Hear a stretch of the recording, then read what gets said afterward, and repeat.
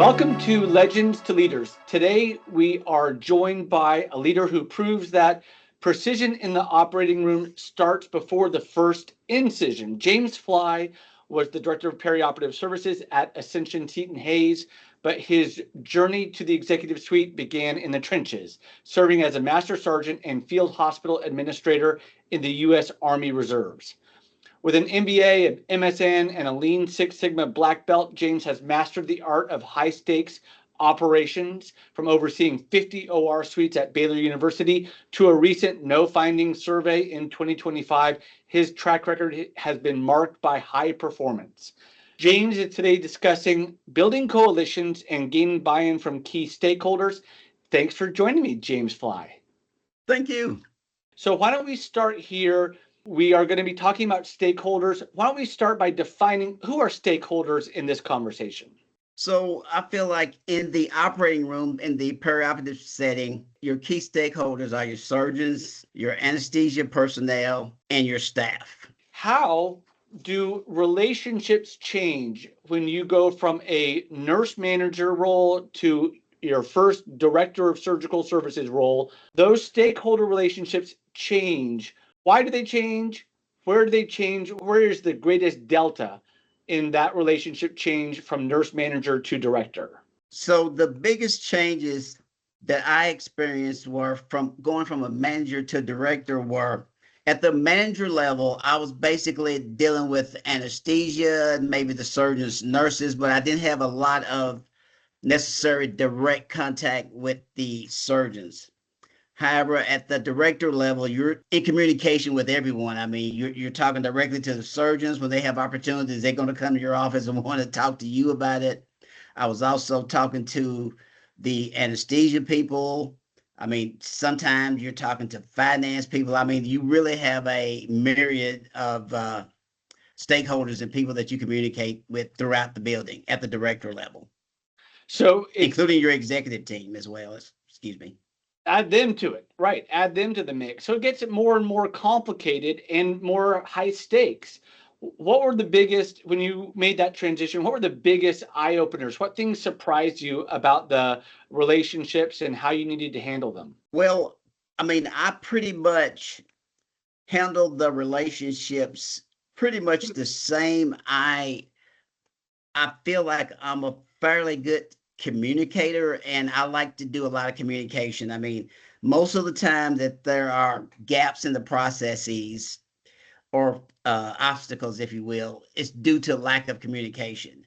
So you have to be able to communicate, as I said earlier, I mean, with finance, with the executive team, with materials. I mean, and then of course your surgeons and, you know, your staff and the people within perioperative services. But there's a whole array of people that you must communicate with, because the ultimate goal is to make sure that you're aligned with all these other people. So those communication, is it passive, or do you make an intentional effort to build the communication pathways? And if you think it's intentional, how? So yes, I mean, for me, it's very intentional at the director level, because you have to have good working relationships with all these other departments. It's not like when I was a manager, I was primarily focused and working with things within perioperative services. Okay, at the director level, as I had said earlier, I mean, you're working with finance. They're going to call you wanting to know why your finances are off. You know, the numbers are off. Maybe where your productivity is at. And then you have to work with the other nursing leaders in the hospital, the people up on the floors, pharmacy. I mean, it's just at the director level, you've got to be prepared to work with anyone and be able to communicate. And the way I do that is sometimes, Josiah, I would call another director and say, hey, do you have a few minutes? Can I come and talk to you? Or I would invite them to come to my office. Sometimes we would meet over lunch just to kind of break the ice and start building those relationships, because at the director level, you have got to be a good relationship builder. You're not going to be a director for very long. Sure. Now, which relationships were the hardest for you to build? Without a doubt, relationships with the surgeons. I mean, they were the most difficult. I mean, some of these surgeons are very friendly and easy to talk to, and then you have other surgeons that's not so easy to talk to. So it's hard to build a relationship with those guys, you know. But I would say out of my surgeons at any facility, I would say I had very good working relationships with probably 70 to 75%. But there was always, maybe that two or three that was a little bit more difficult to, have those conversations with. We're thinking back about those two or three. Can you remember ever having a breakthrough, and how did that breakthrough occur? What was the way that you were finally able to find common ground and add them to the coalition? To be perfectly honest, some of them I was able to break through, but some of them I never did. I mean, those guys have busy schedules. Some of them, they say they start working at 7 o'clock. They show up at 20 to 7, start working, they finish at 3, 4 o'clock. I mean, they to get their patients situated out of the OR to PACU, and like they're gone. And then I have other surgeons that would come into my office set and we would talk about things. Maybe it was opportunities, and sometimes they would just stick in their head in my office to say hello. And I would seek them out at times when they're in between cases going to the surgeon's lounge, and I'd sit there and talk to them. And sometimes I was running ideas by them, like, hey, doc, I'm thinking about doing A, B, and C. What do you think, to give them some input in that process? But other ones, were strictly in, do their job and do their work, and they were out. They're so busy. So some I did break through, Josiah, to answer your question, but then some, the others, some I did not. And that'll be a common theme among directors. Yeah, okay. Tell me more. So, what are some of the early signs and signals that your relationship is fragile and that they are just a superficial, skin deep relationship and you don't have a whole lot of depth? What are the signs that you might pick up on? Well, let's say that you're working on a project or a process. If you're not getting effective feedback, or you seem to be getting some pushback, I mean, that pretty much means that you're not being effective. And another sign of not really being effective is you're not sustaining your gains. Okay, you implement this new process and you got everything in order. You come back 3 weeks later and they're doing the same thing they was doing before. So that's my cue that, okay, I need to back up and maybe go through this process again, or tweak my change management process. Interesting. So, process compliance can be that precursor to understanding that the relationship with the director of surgical services isn't as strong as you want.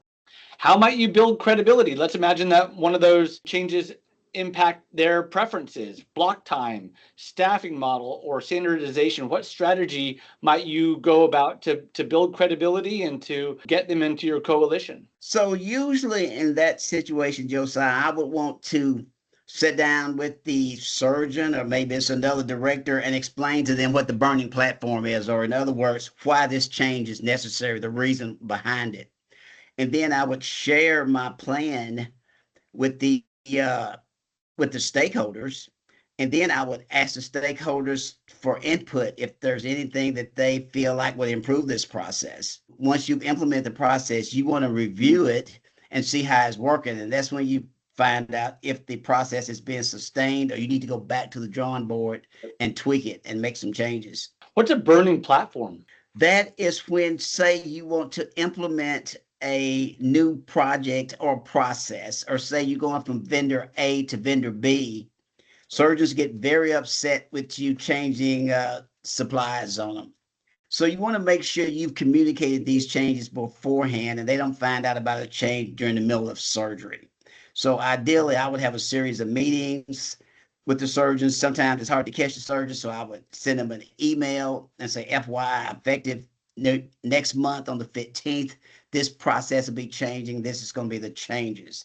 And then if I see that surgeon in person before then, I'm going to go to him and tell him this. I'm going to say, Dr. Josiah, we're changing your vendor that you've used for the last 20 years to this vendor, and this is why we're changing. We've got a $500,000 savings if we go from company A to B.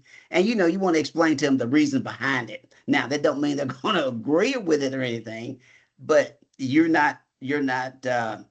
it's not a surprise. They don't come into the OR one day and see that you've changed something that they've used for 15 or 20 years.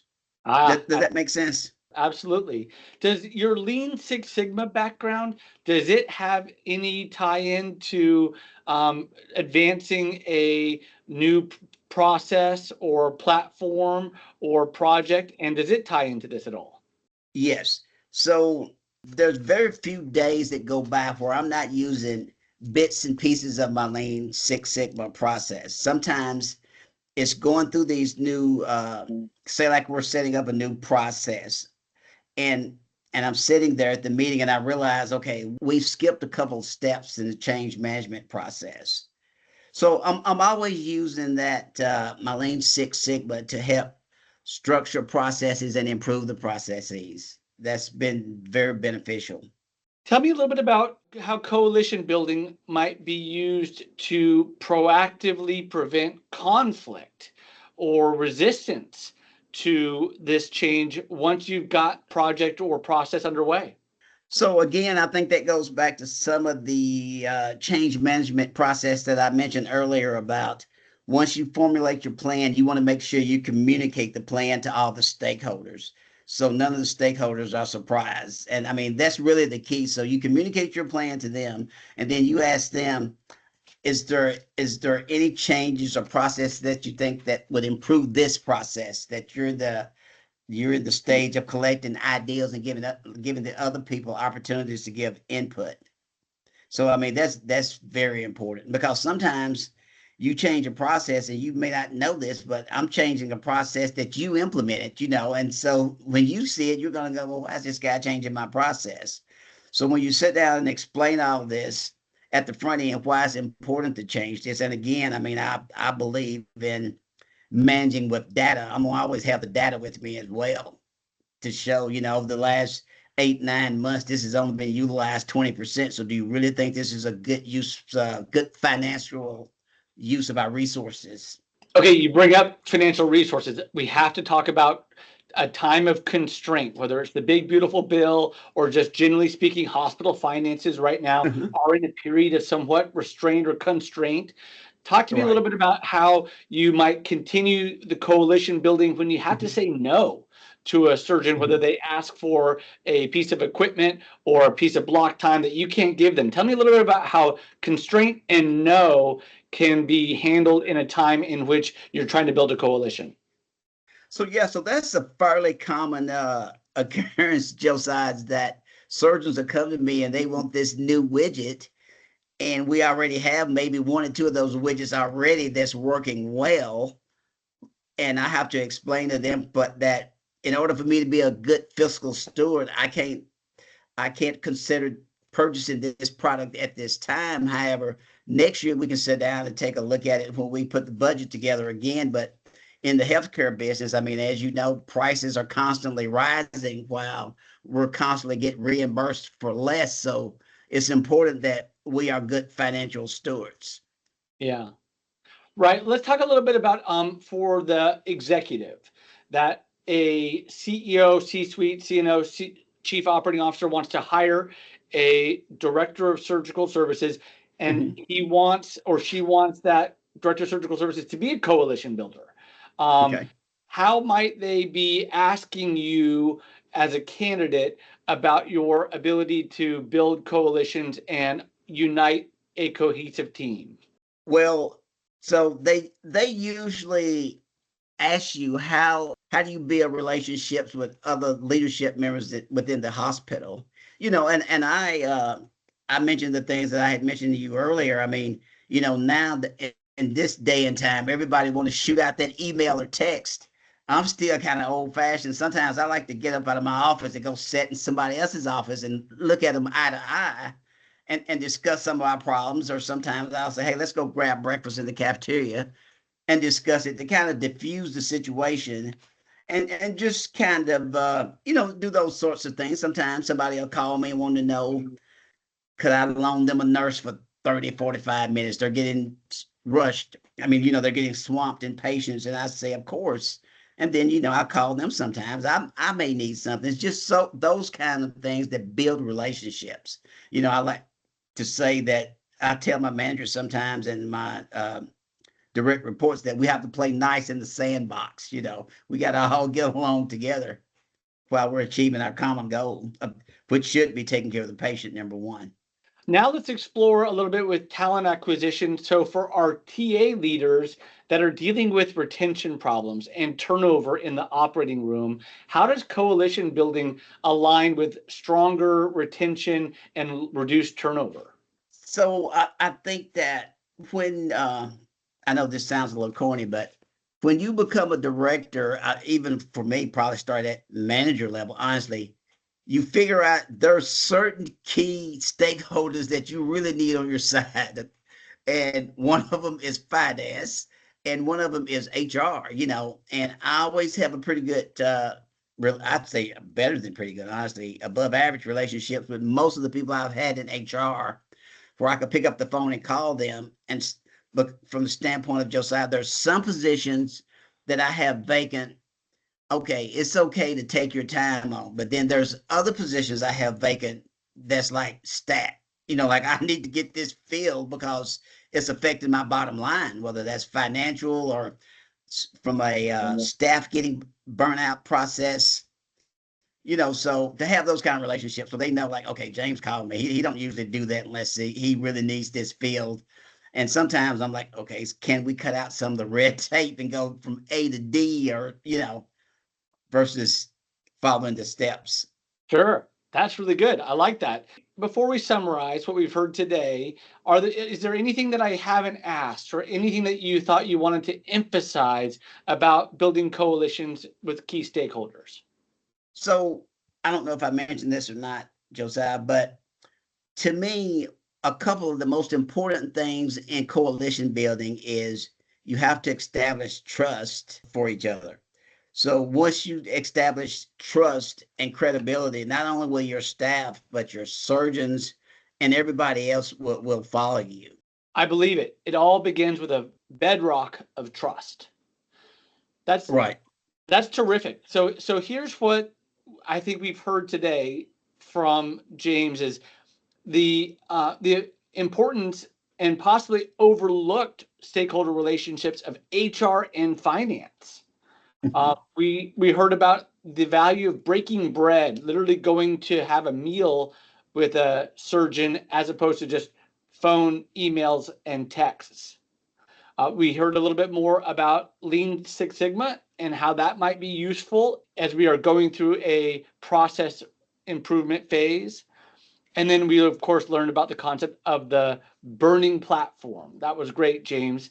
Thank you for being a champion of the profession and showing us some insights in coalition building. Until next time, this has been Legends to Leaders. Lead with purpose, mentor with passion, and we'll see you next time.